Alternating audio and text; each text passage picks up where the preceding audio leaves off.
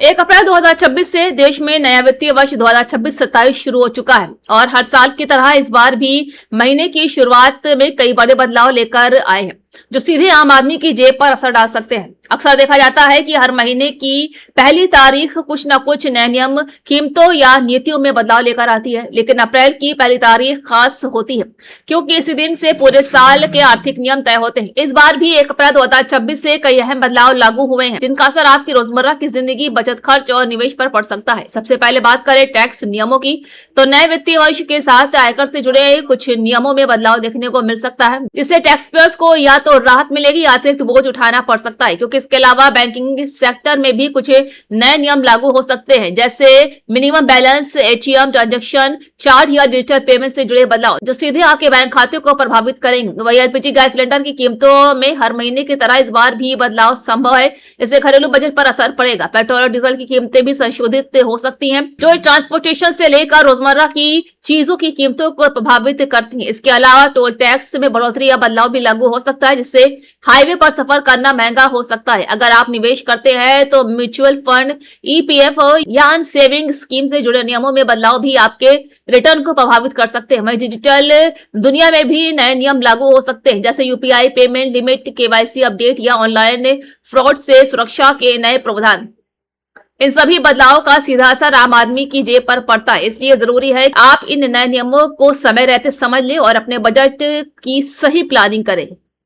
Middle east में हालात तेजी से बदल रहे हैं और तनाव अब खतरनाक स्तर पर पहुंच चुका है। ताजा रिपोर्ट्स के अनुसार ईरान ने सऊदी अरब के स्थित प्रिंस सुल्तान एयरबेस पर बड़ा और सटीक मिसाइल हमला किया है। इसने क्षेत्र की सुरक्षा व्यवस्था को हिलाकर रख दिया है। इस हमले की सबसे बड़ी खबर यह है कि इसमें अमेरिकी वायुसेना का आधुनिक और बेहद महत्वपूर्ण E-3 सेंट्री विमान पूरी तरह से नष्ट हो गया है। करीब $300 मिलियन की कीमत वाला ये विमान सिर्फ एक एयरक्राफ्ट नहीं बल्कि युद्ध के दौरान आसमान की आंख के रूप में काम करता है। ये सैकड़ों किलोमीटर दूर तक दुश्मन की हर गतिविधि पर नजर रख सकता है। फाइटर जेट से मिसाइलों और ड्रोन के ट्रैफिकिंग करते हैं और हवा में उड़ते उड़ते एक कमांड सेंटर की पूरी तरीके से सैन्य ऑपरेशन कंट्रोल करता है। ऐसे में इसका नष्ट होना सिर्फ आर्थिक नुकसान नहीं बल्कि एक बड़ी रणनीतिक क्षमता का खत्म होना माना जा रहा है। इस हमले में यूनाइटेड स्टेट्स की खाड़ी क्षेत्र में मौजूदगी और उसकी सैन्य ताकत पर गंभीर सवाल खड़े कर दिए हैं। अमेरिका लंबे समय से इस क्षेत्र में अपनी पकड़ मजबूत बनाए रखने के लिए एडवांस निगरानी सिस्टम और हाईटेक एयरक्राफ्ट पर निर्भर रहा है। केरल विधानसभा चुनाव 2026 को लेकर सियासी हलचल तेज हो चुकी है और इस बार राहुल गांधी ने राज्य में खासतौर पर अपनी पूरी ताकत झोंक दी है। सवाल उठता है कि आखिर केरल ही क्यों? दरअसल राहुल गांधी का केरल से खास राजनीतिक जुड़ाव है क्योंकि वो पहले वायनाड से सांसद रह चुके हैं। केरल लंबे समय से इंडियन नेशनल कांग्रेस के लिए मजबूत आधार रहा है, खासकर दक्षिण भारत में जहां पार्टी अपनी पकड़ बनाए रखना चाहती है। इस चुनाव में कांग्रेस के सामने मुख्य मुकाबला कम्युनिस्ट पार्टी ऑफ इंडिया के नेतृत्व वाले LDF से है, जो राज्य से मजबूत संगठन और कैडर बेस के लिए जाना जाता है। ऐसे में राहुल गांधी की सक्रियता का मकसद न सिर्फ पार्टी कार्यकर्ताओं में जोश भरना है बल्कि वोटरों को सीधे तौर पर यह संदेश भी देना है कि कांग्रेस इस बार सत्ता में वापसी के लिए पूरी तरह से तैयार है। भारतीय किसान यूनियन के राष्ट्रीय प्रवक्ता राकेश टिकैत को सोमवार को ओडिशा के राजधानी भुवनेश्वर में किसान आंदोलन के दौरान पुलिस में हिरासत में ले लिया है।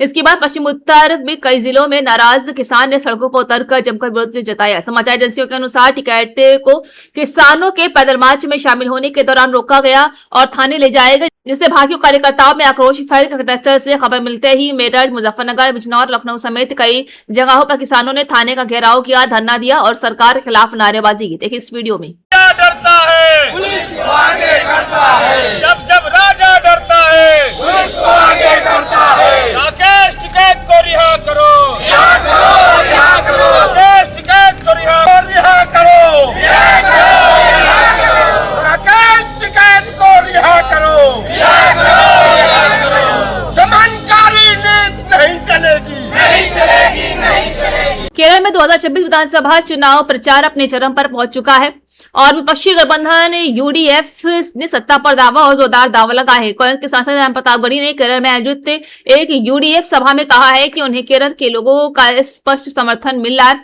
और UDF सरकार बनाएगा जिससे राज्य में बदलाव की लहर आएगी। उन्होंने मतदाताओं से अपील की है कि वो UDF की नीतियों को आगे बढ़ाएं ताकि केरल में विकास और रोजगार के मुद्दों पर काम हो सके।